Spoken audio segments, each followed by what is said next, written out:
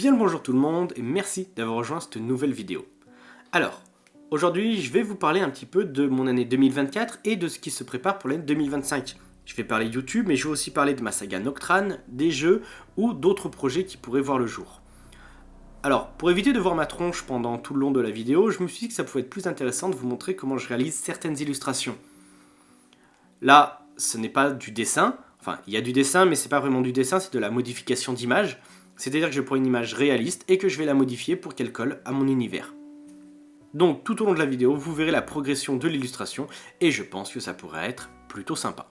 Donc, pour cette année 2024, je m'étais fixé d'atteindre les 1000 abonnés. Chose qui n'a pas été faite. Je suis à 450, donc je suis même pas à la moitié, certes. Mais en réalité, c'est pas bien grave.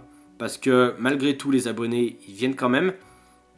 Et j'ai pas une cadence de vidéo qui est assez grosse pour monter aussi vite que je le voudrais. J'essaye de me tenir à une vidéo par semaine, sauf pour ce qui a été les vidéos road trip où là j'ai réussi à en publier 2 par semaine.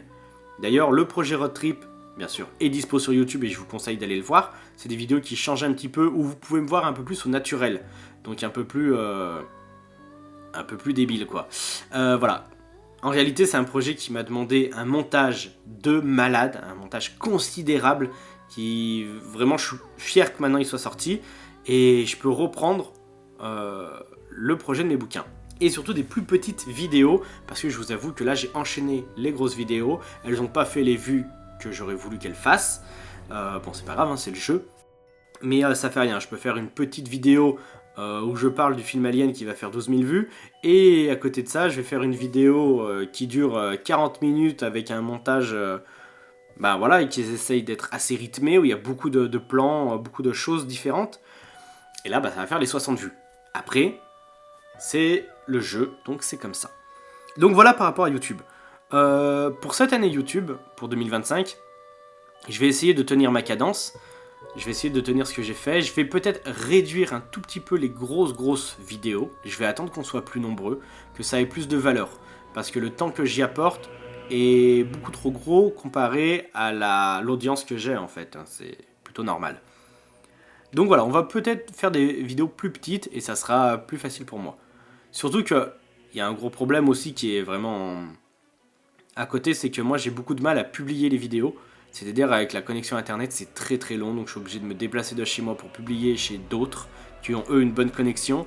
Mais ça pour 2025 ça sera réglé parce que je vais avoir la fibre et ça, alléluia, c'est du bonheur. Donc ça sera beaucoup plus facile pour moi de m'organiser.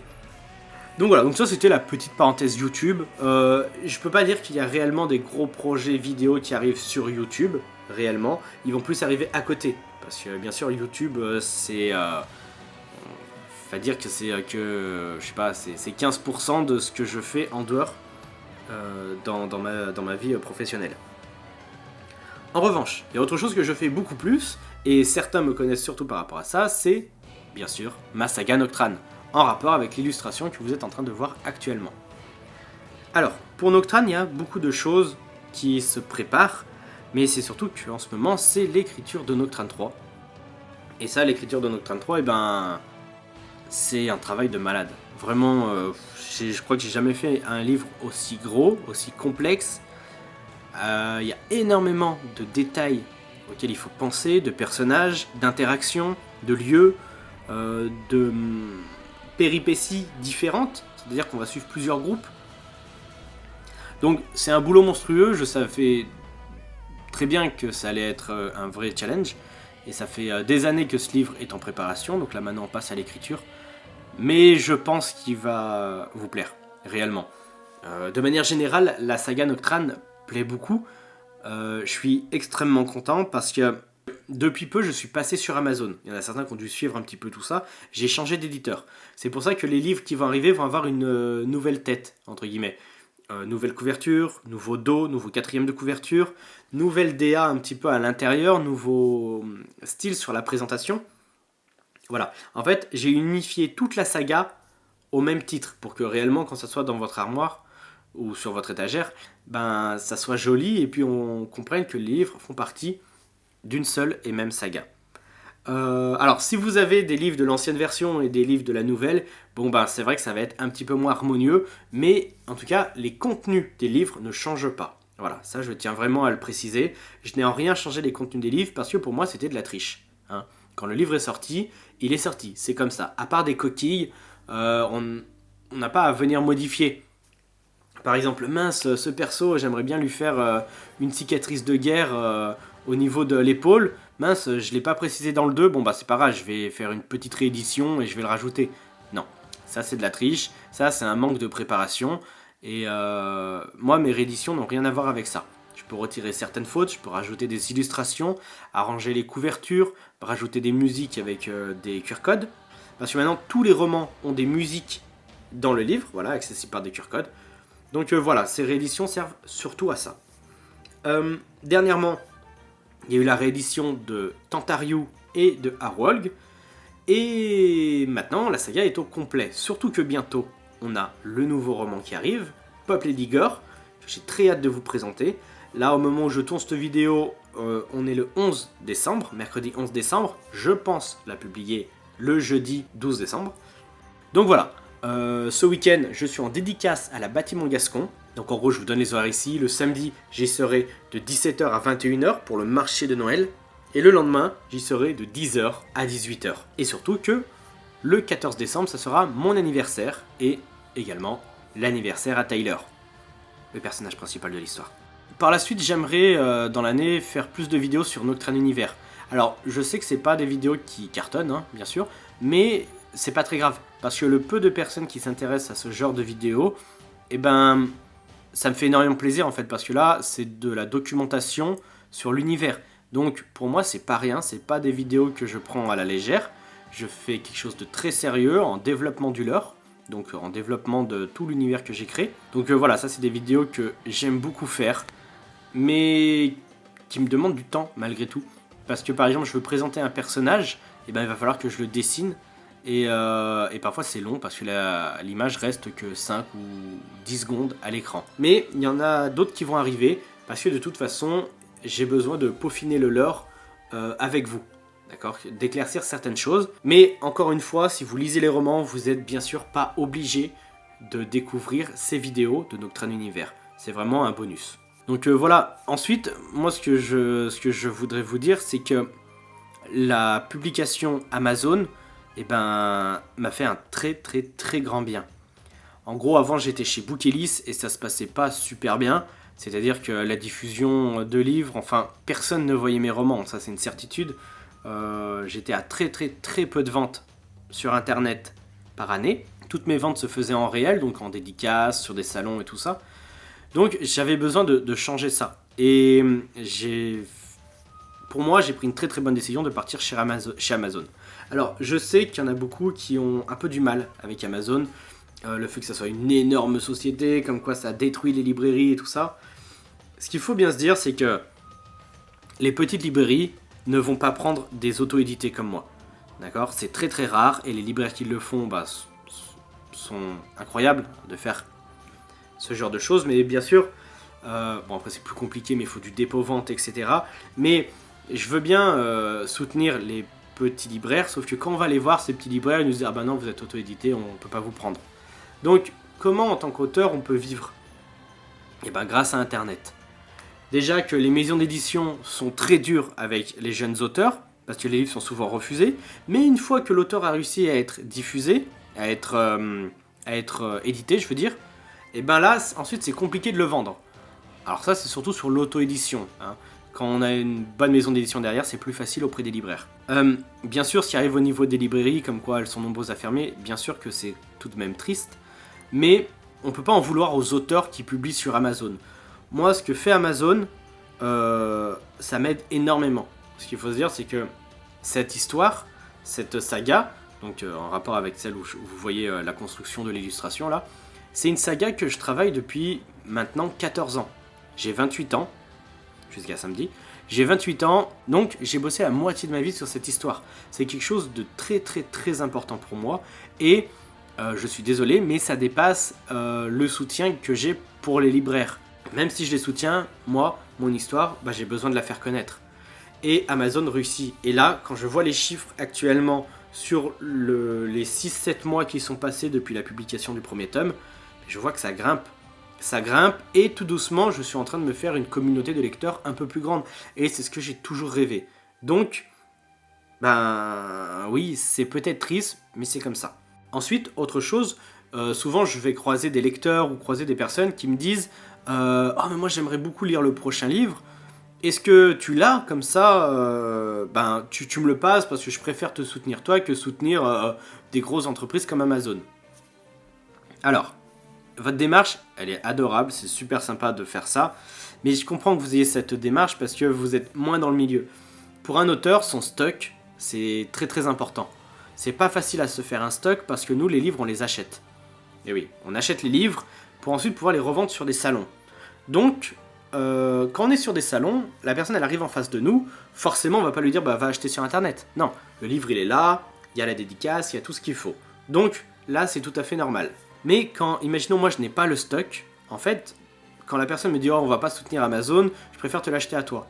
Ben moi, ce que je vais faire, c'est que je vais l'acheter à Amazon pour ensuite le donner à la personne qui ne veut pas aller l'acheter sur Amazon. Donc, au final, ça sert un petit peu à rien. On en revient à la livraison, c'est la même. Moi, je vais acheter le livre, mais à la différence que moi, il ne va pas être considéré comme un achat lecteur, il va être considéré comme un achat auteur. C'est-à-dire que le livre ne va même pas être répertorié dans les classements d'Amazon, dans les niches où est le livre. Par exemple, dans Fantastique, eh ben, le livre ne va pas gagner des places, parce qu'il n'a pas été acheté par un lecteur, mais par un auteur. Alors que si cette personne va l'acheter sur Amazon, le livre va encore grimper dans les places et va pouvoir être vu par d'autres lecteurs, encore une fois. On va me dire, oui, mais tu gagnes moins d'argent dessus. Vous savez, en tant qu'auteur, l'argent, c'est pas du tout la première idée qu'on a en tête. Pour ce que je vais gagner, ça va être 15 balles à la limite, je vais gagner 15 euros. C'est pas assez pour que je perde des places dans le classement. C'est un peu triste de penser comme ça, mais malheureusement, c'est le nerf de la guerre. Donc, moi, personnellement, je préfère que vous preniez sur Amazon plutôt que moi, je vous le commande et tout ça.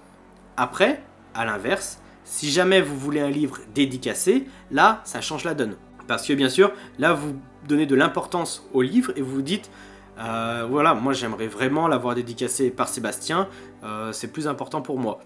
Donc là, on peut se débrouiller. Après, vous pouvez toujours venir me voir sur des salons et je vous dédicace votre livre. Donc voilà, pour l'instant ça se passe bien. La saga, elle grimpe, vous l'aimez beaucoup. J'ai eu énormément de bons retours sur le fait qu'il y ait maintenant des musiques et les illustrations ça a toujours été, mais les illustrations elles plaisent beaucoup. J'essaye des images promotionnelles, j'essaye de rendre ma saga vivante, plus vivante que jamais. Et pour l'instant, ça se passe plutôt bien, donc je suis assez content, en espérant que ça grimpe. J'espère que 2025 sera une année bien plus intense au niveau de Noctrane. Parce que ce que j'aimerais, c'est que après la sortie de Pop Ligor, pour préparer la sortie de Noctrane 3, je mette le paquet niveau promotion. C'est-à-dire que j'aimerais que la saga grimpe réellement pour la sortie du 3e tome. Alors je dis 3e tome, mais en réalité ça sera le 6e, mais... Voilà, pour ceux qui connaissent un petit peu la saga, vous avez compris. Donc voilà, donc ça c'était un petit peu la parenthèse Noctrane, qui est une grosse parenthèse, mais c'est une très grosse parenthèse dans ma vie aussi, donc voilà. Par la suite, j'aimerais aussi rapidement vous parler du jeu de société Carcasse. Alors je vous en avais déjà parlé, pour l'instant je n'ai pas pu me remettre dessus. J'ai plein d'idées qui me viennent en tête, je note tout, j'ai pas le temps de m'y mettre, et le problème c'est que j'ai parfois des idées trop grandes. Mais j'ai un autre problème, c'est que je finalise toujours mes projets. Ça met parfois du temps, mais à un moment ou l'autre, je finis la chose. Pour moi, mettre un projet dans le tiroir et ne plus jamais le toucher, c'est une perte de temps, mais considérable. Tout le temps qu'on a mis à bosser sur ce projet n'a servi à rien. Alors, à part, oui, on peut dire, ça a servi à apprendre, ça a servi à s'améliorer. Oui, mais moi, je veux plus de l'apprentissage, là, je veux du concret. Donc, Carcasse sortira, je vais me débrouiller, mais pour l'instant, bien sûr, Noctrane, ça me prend un temps de malade. À côté de ça, je vais sortir un nouveau livre en 2025. Alors, il y aura Noctrane 3, si tout se passe bien, j'espère qu'il n'y aura pas de retard. Mais vu que Noctrane 3 abordera quasiment les 820 pages, voilà, c'est un monstre. Donc, qui dit un livre aussi gros, dit plus de temps de correction, en relecture, en réécriture, etc. Bref, je vais sortir Animalia 2. Vous avez vu, j'avais fait une vidéo sur ce projet, où en fait les enfants me dessinent des monstres, et moi je les redessine de manière réaliste. Cette fois, je peux me permettre de faire les dessins directement sur ma tablette graphique, ce qui est un gain de temps monumental. Et surtout pour numériser les dessins, et ben c'est le top. Donc voilà, c'est un projet qui me tient à cœur. Vu la cadence que j'ai actuellement au niveau de mes illustrations, je pense que il n'y a aucun souci à ce que le livre sorte bien cette année. Et je pense une sortie pour juin. Ensuite, il y avait d'autres projets qui n'ont pas vu le jour. Ces projets que j'ai pas réellement commencé, mais c'est surtout que je me suis dit qu'il était trop tôt. Il y avait la première idée de faire des figurines Noctrane. Alors, je cherche encore un moyen de pouvoir numériser mes figurines pour les faire imprimer en 3D. Les imprimantes 3D, c'est très très bien. Le seul problème, c'est que moi, mes modèles de Neikan, de Neikan, tout l'univers que j'ai créé, n'existe pas sur Internet. Il faut donc les modéliser, et pour les modéliser, il faut de gros logiciels comme ZBrush par exemple. Un logiciel qui coûte très très cher et qui demande un apprentissage pour pouvoir le maîtriser qui est monstrueux. Je n'ai malheureusement pas ce temps et je serai plus à la recherche d'une personne maîtrisant ZBrush et par la suite pouvant faire appel à ses services pour me créer un Neikan, pour créer des figurines. Donc ça c'est un projet que j'ai vraiment envie de réaliser, mais c'est possible qu'il sortira pour Noctrane 3. C'est-à-dire que pour la sortie de Noctrane 3, eh ben, on aura des figurines. Pour le reste de l'année, je vais continuer à faire des vidéos cinéma, mais je suis désolé pour ceux qui ont rejoint cette chaîne en pensant que c'était une chaîne 100% ciné. Non, c'est une chaîne qui va notamment parler de mes différents projets, mais vu que je suis extrêmement lié au cinéma, eh ben, j'en parle régulièrement. Voilà, je ne vais pas m'attarder plus longtemps, c'était pour faire un petit topo. Voilà, je pense pas qu'il va y avoir d'autres vidéos qui vont arriver avant janvier, je suis désolé. Je vous remercie, passez de très bonnes fêtes et nous, on se retrouve pour la nouvelle année. Ciao!